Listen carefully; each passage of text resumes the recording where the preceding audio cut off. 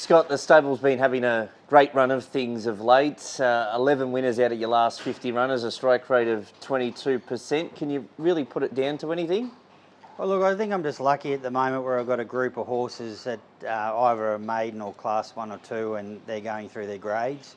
So, normally you might have one of those horses in your stable, where at the moment I'm just lucky enough to probably have 4 or 5.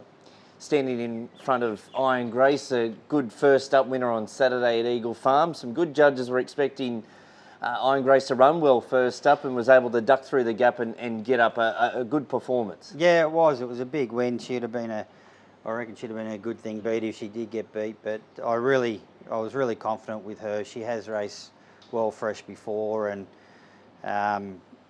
Samantha knows her. She's been a difficult horse in the past, but Bronwyn that rides the works sort of getting on really well with her, and being able to sort of treat her like a proper racehorse and work her properly, where before you've just sort of really got to watch what you do with her, because she fires up and can be hard to control in a race and in a track work, which you wouldn't think in a box. No, I was going to say, difficult, who, me? Yeah, no, she has been a fiery redhead in the past, but this prep she's sort of settled down a bit and it's been a lot easier to train. One horse that has been a sort of revelation this preparation's Ticker Ready, seemed to be going nowhere for a couple of preps, but has really turned the corner, winning 4 straight, which is very hard to do with the rating system, and then graduating to run second in a Saturday race at Eagle Farm last week. Yeah, he has. He's gone really well. He was pretty much out the door, and we didn't think he was running in suitable distances, or sort of that 800, 900 was his go. And I just said to the owners, look, there's a couple of 800 metre races coming over at Ipswich, we'll run him in those, and if nothing comes of that, okay, we'll move him on.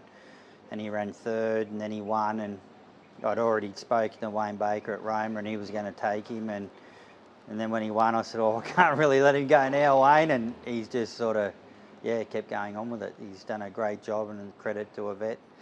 Yeah, Yvette Lewis has struck up a good sort of relationship with the stable, and also has been riding Ticker Ready. That they seem to get along well. Yeah, they do. I know he just runs for her, and I think even his first or second win there, we didn't even use a claim. Just because they're sort of getting on, I think they're just a good combination, and we'll try and keep it that way. An impressive winner on the Gold Coast Poly 2 weeks ago was Lumens Lenny. Trialled up well and absolutely bolted in on debut. What's the plans with Lumens Lenny? He's actually nominated Saturday in the 3-year-old, the Prelude.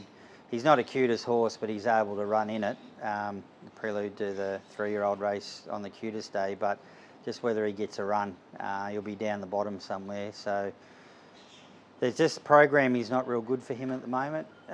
3 weeks from this Saturday, there's a Class 1 1200 on a Saturday in town, like Grace won the other day. So the plan was to run this Saturday. If he doesn't, he didn't win, he'd go to that. But if we don't get a run, whether we trial and just sort of save ourselves for that race. Is he a sort of horse that you've got high hopes for, or where do you sort of see his future lie? Well, we've always had a big opinion of him. He was passed in at the sales. He had OCD surgery on the hocks after we bought him. Sort of bought him as a punt, and it sort of paid off. He was an ex-Gundaroo horse, and then obviously after Len passed away, then we liked the horse, so we bought him back.